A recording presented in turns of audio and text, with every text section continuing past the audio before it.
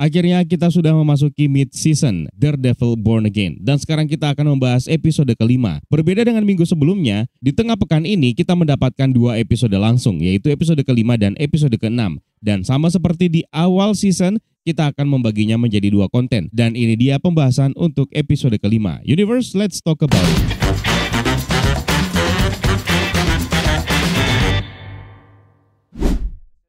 Seperti biasa sebelum kita mulai pembahasan kita kali ini, kita harus kasih spoiler warning terlebih dahulu buat kalian yang belum nonton episode kelima dan episode keenam. Jadi silakan ditonton terlebih dahulu, baru balik lagi nanti ke sini untuk menyimak pembahasannya, biar connect dan biar bisa nyambung. Dan sepertinya ada sesuatu yang bisa kalian check out di pojok kiri layar monitor kalian. Di awal episode, Matt sedang berada di kantor New York Mutual untuk mengurus pinjaman buat firmanya. Dia dilayani oleh asisten manajer bank yang ternyata adalah Yusuf Khan, ayahnya Kamala Khan, di mana dia tidak bisa berhenti bercerita tentang putrinya. Sayangnya meskipun dia paham betapa pentingnya pekerjaan Matt Murdock yang sering ngebantu klien secara pro bono, dia tetap tidak memenuhi kriteria untuk mendapatkan pinjaman. Lalu muncul sekelompok perampok asal Irlandia yang bisa dikenali dengan warna topeng mereka.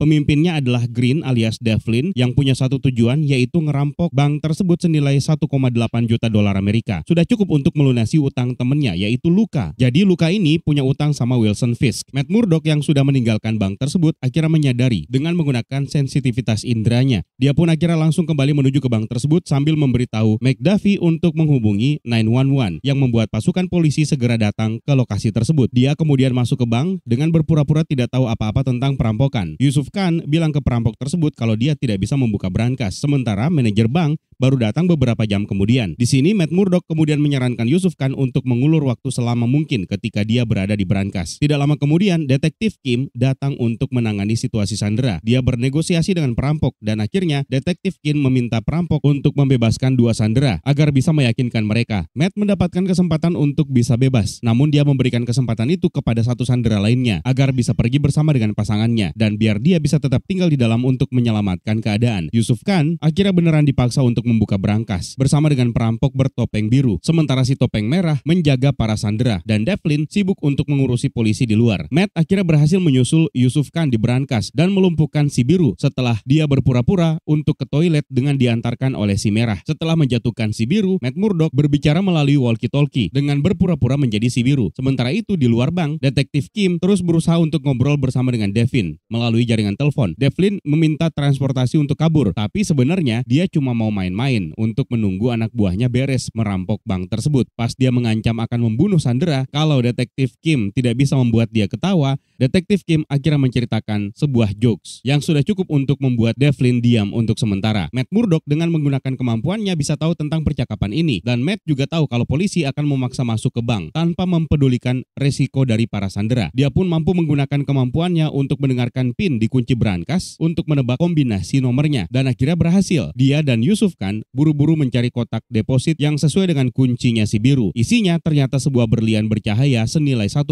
juta dolar Amerika. Matt kemudian menawarkan berlian tersebut kepada Devlin dengan syarat semua sandera dilepaskan. Dia kemudian melemparkan berlian tersebut pas polisi akhirnya mengebom pintu masuk. Di tengah kekacauan, Matt Murdock akhirnya memakai topeng si merah yang telah dia lumpuhkan, mengikuti Devlin yang sekarang menyamar menjadi polisi dan menghajar habis-habisan sampai kakinya patah. Devlin juga sudah memberikan berlian itu kepada salah satu kaki tangannya yang berpura-pura menjadi sandera. Tapi ternyata yang ada di tas yang diserahkan oleh si Devlin hanyalah sebuah permen dari mejanya Yusuf Khan. Berlian yang asli ternyata masih ada di mangkuk permen di meja yang akhirnya ditemukan oleh Yusuf di akhir episode ini.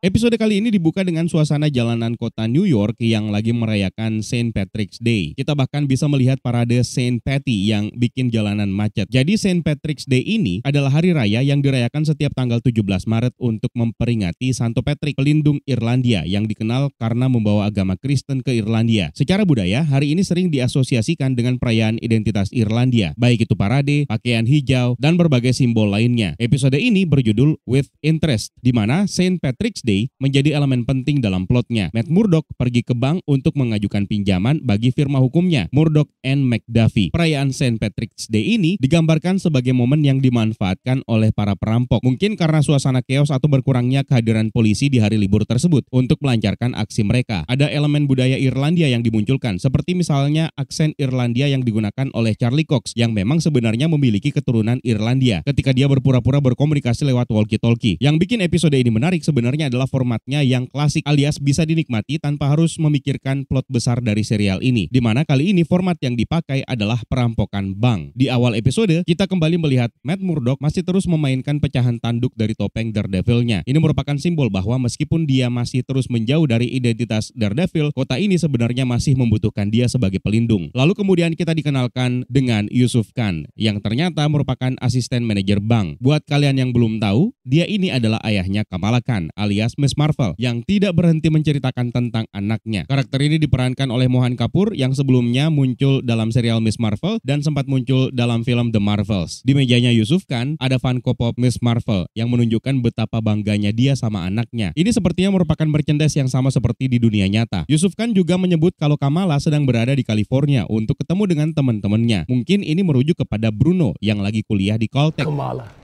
She's in California visiting some friends there, La La Land as they say. Tapi menariknya, dia bilang teman-temannya dalam bentuk jamak, bukan cuma satu orang. Maka bisa jadi ini terkait dengan pembentukan Young Avengers atau mungkin Champions. Apalagi terakhir kali kita melihat Kamala, dia sedang mengajak Kate Bishop untuk membuat tim superhero baru. Dan mungkin saja dia sekalian mampir ke San Francisco untuk mengajak Casey Lang yang juga sempat dia sebut namanya. Menariknya dalam serial ini kita juga diperkenalkan salah satu karakter yang masih muda, yaitu Angela Del Toro yang kemungkinan akan menerima mantel sebagai White Tiger yang bisa saja diajak oleh Kamala Khan untuk bergabung ke dalam timnya. Nasibnya bakal ketahuan di episode ke-6 nanti. Di sisi lain, Matt Murdock sedang kesulitan untuk mengajukan pinjaman bank untuk firma hukumnya. Ini merupakan sesuatu hal yang sering terjadi sama superhero di MCU, seperti yang pernah terjadi sama Sam Wilson dan keluarganya yang pernah ditolak oleh bank. Yusuf Khan juga bahkan menceritakan kepada Matt Murdock kalau Jersey City adalah rumah bagi Miss Marvel, seorang vigilante yang Matt Murdock sendiri belum pernah dengar namanya sebelumnya. Di meja kerjanya kita juga bisa menemukan foto keluarganya, ada Muniba Khan, ibunya Kamala, dan juga ada Amir Khan. Serta kita bisa menemukan sketsa gambar milik Kamala yang mungkin diambil dari kamarnya, dan yang paling menarik adalah buku yang berisi tulisan Rumi. Tentu saja ini adalah rujukan untuk Jalaluddin Rumi. Rumi ini adalah penyair Persia pada abad ke-13 yang juga merupakan seorang sarjana Islam dan mistikus Sufi. Rumi adalah orang yang mencetuskan kutipan "Apa yang kamu cari juga senang mencari kamu", di mana ini merupakan salah satu baris kalimat yang tertulis di gelangnya Kamala. Dan setelah film The Marvels, kita kira tahu bahwa gelang tersebut sebenarnya adalah salah satu dari Quantum Bands yang bisa membuka portal antar dimensi. Lalu ada momen lucu ketika Yusuf bertanya kepada Matt kenapa dia tidak memakai warna hijau, yang tentu saja kaitannya dengan St. Patrick's Day. Not wearing green today, Mr. Murdoch. Green. Tapi Yusuf sendiri sepertinya memang suka banget sama warna hijau. Seperti yang kita lihat, kemeja dalamannya berwarna hijau. Dan dalam serial Miss Marvel, dia mengecat tubuhnya dengan warna hijau ala Hulk. Lebih jauh lagi, warna hijau memiliki makna simbolis yang kuat dalam tradisi Islam. Dalam Al-Quran, surah Ar-Rahman ayat ke-76 dan surah Al-Insan ayat ke-21 menggambarkan surga dengan pakaian hijau yang terbuat dari sutra halus, serta hamparan hijau yang indah, yang mencerminkan bahwa hijau diasosiasikan dengan keindahan, ketenangan, dan berkah. Bahkan di masa kini, kubah Masjid Nabawi di Madinah yang berada di atas makam Rasulullah juga dicat warna hijau sejak masa Ottoman, meskipun ini adalah tradisi yang muncul jauh setelah wafatnya Nabi. Detail kecil ini memperkuat identitas Yusuf Khan sebagai seorang muslim. Sementara itu, 5 anggota geng kriminal Irlandia dari The Five Families akhirnya muncul, dipimpin oleh Devlin. Dia adalah orang yang dulu menembak sopirnya Victor di Red Hook, yang memberitahu timnya kalau mereka cuma punya waktu 20 menit untuk merampok bank lalu kabur dengan 1,8 juta dolar sebelum bosnya, Luka, tiba. Luka ini adalah pemimpin geng tracksuit mafia yang pernah diperlihatkan dalam serial Hawkeye. Devlin kemudian membagikan topeng warna-warni ke timnya, di mana 5 warna ini adalah warna yang sama dari 6 warna Infinity Stone. Ada warna merah, hijau, kuning, biru, dan ungu. Tinggal satu warna lagi, yaitu warna orange. Sebenarnya mereka berjumlah 6 orang, dan warna orange ini bisa kita temukan melalui bungkusan permen yang berwarna orange yang dibawa oleh anggota ke-6 mereka yang berpura-pura menjadi salah satu sandera. Dia bernama Celine yang berpura-pura mengangkat ponselnya ketika listrik mati. Detail menarik tentang plot tersembunyi ini bisa kita lihat ketika Devlin bilang ke Celine, silahkan lewat sini. Bukannya memerintah dengan kasar, karena sebenarnya Celine ini adalah bagian dari tim. Yang lebih memperkuat dugaan tersebut adalah ketika pendengarannya Matt Murdock langsung diperdengarkan ketika dia mendeteksi detak jantung semua orang di ruangan tersebut. Dan ketika dia mendengarkan detak jantungnya Celine, pelan banget. Yang berarti dia sama sekali tidak panik karena memang merupakan bagian dari rencana ini. Para perampok ini kemudian menyebut Matt sebagai solicitor, yang merupakan istilah untuk pengacara di Inggris dan Irlandia.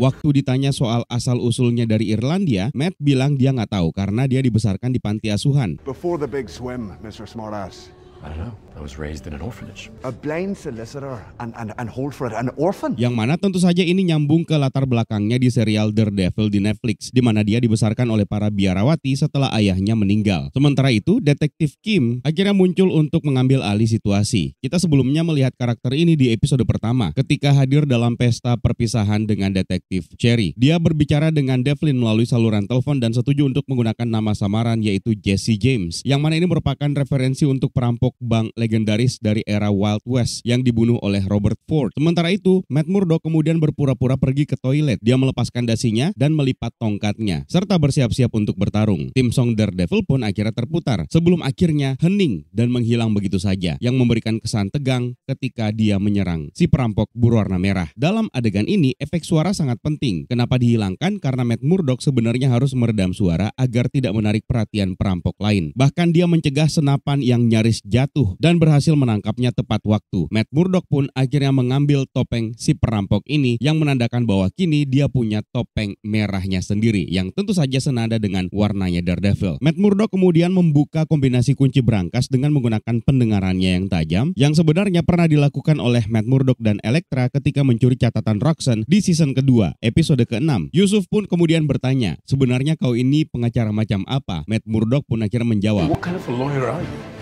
A really good one. ini tentu saja mengingatkan kita kepada momen di Spider-Man No Way Home ketika dia menangkap batu bata yang dilempar. How did you just do that?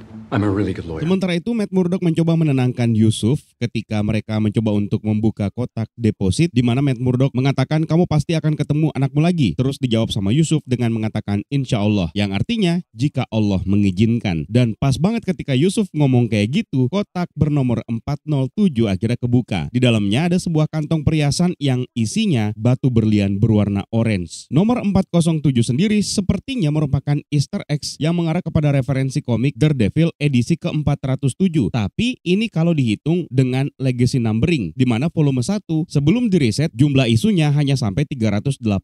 Kemudian dilanjutkan ke volume kedua. Nah, dalam komik Daredevil volume 2 isu nomor 27 yang diterbitkan pada bulan Januari tahun 2002 menceritakan tentang Wilson Fisk diserang oleh bawahannya sendiri yang kemudian berkhianat menyebabkan Kingpin jatuh dari kekuasaannya yang sementara. Koneksinya dengan episode ini, dalam Daredevil Born Again, Wilson Fisk sedang berada di puncak kekuasaan sebagai wali kota New York, kontras dengan di komik di mana dia kehilangan kendali. Dan sebenarnya di episode ini memuat salah satu cerita yang menjadi bagian dari pengkhianatan para komplotan penjahat ini kepada Kingpin. Di adegan ini Matt Murdock juga sempat ngomong soal ibunya. Ini tentu saja merupakan referensi ke Sister Maggie yang merupakan ibu kandungnya Matt Murdock yang ternyata seorang biarawati seperti yang diperlihatkan di season ketiga. Matt kemudian mengejar Devlin dan di momen ini dia akhirnya memakai topeng merah yang dia rebut sebelumnya dari perampok. Ini merupakan momen yang paling dekat yang bisa kita lihat dari sosok Daredevil yang sebenarnya ketika Matt dan Devlin bertarung habis-habisan, sekaligus menjadi pertanda bahwa di episode setelah ini Matt Murdock akan kembali menjadi Daredevil. Sementara itu, Celine membuka kantong perhiasan yang diserahkan oleh Devlin sebelumnya, tapi isinya malah permen butterscotch milik Yusuf Khan. Ini persis seperti momen di Guardians of the Galaxy ketika Peter Quill menukar orb dengan boneka troll untuk mempermainkan Yondu. Besoknya, Matt Murdock ketemu lagi sama Yusuf Khan di kantornya. Mereka ngobrol santai dan merencanakan makan malam bareng di rumah keluarga Khan di Jersey City. We could brainstorm on ways to make your firm more profitable. Over dinner with my family? I'd like that very much. Matt Murdock memang suka makan malam bersama keluarga superhero, mulai dari keluarga Hulk sampai sekarang akan menikmati makan malam bersama keluarga Khan. Itu dia beberapa detail menarik dari episode kelima Daredevil Born Again. Kalau ada detail tambahan lain yang mungkin kalian ketahui dan tidak kita bahas di video kali ini, jangan sungkan tambahkan di kolom komentar di bawah ya, Universe. Terima kasih atas waktunya. It's time for me to sign out. My name is Eka. Stay safe and until next time.